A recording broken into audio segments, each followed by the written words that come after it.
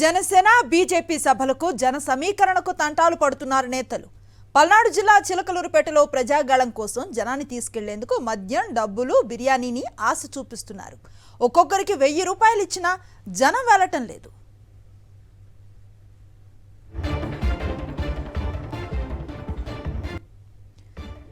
ఇందుకు సంబంధించిన తాజా సమాచారం మా కరెస్పాండెంట్ అశోక్ అందిస్తారు.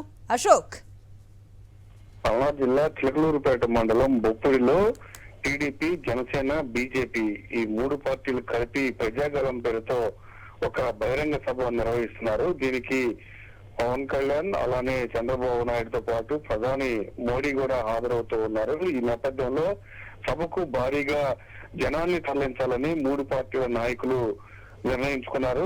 దాదాపు 2 రోజుల నుంచి ఆ ప్రయత్నం చేస్తూ ఉన్నారు. కానీ జనం మాత్రం రావడానికి సుముఖంగా లేరు. దీంతో బస్సులు పెట్టారు. ప్రతి గ్రామానికి, ప్రతి బజారుకి బస్సులు పెట్టి జనాల్ని తరలించే ప్రయత్నం చేశారు. కానీ బస్సులన్నీ ఖాళీగా ఉండిపోవడంతో ఎవరు ఎక్కని పరిస్థితి.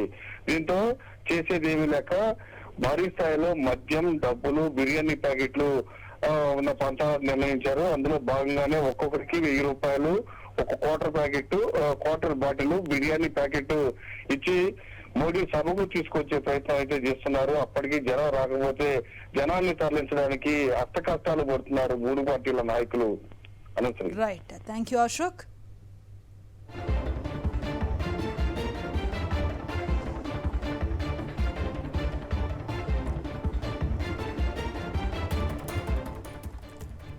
గుంటూరులో సభ కోసం చేసిన ఏర్పాట్లకు జనం రాక వెలవెలబోతూ ఉన్న పరిస్థితి. ఖాళీ బస్సులు, ఖాళీ వెహికల్స్ మాత్రమే వెళుతూ ఉన్నాయి.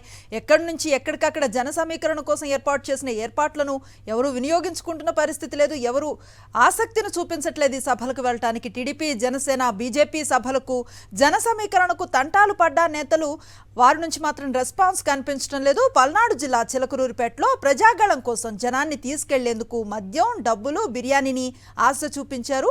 ఒక్కొక్కరికి 1000 రూపాయలు ఇచ్చినా కూడా జనం అటువైపు వెళ్లటం లేదు.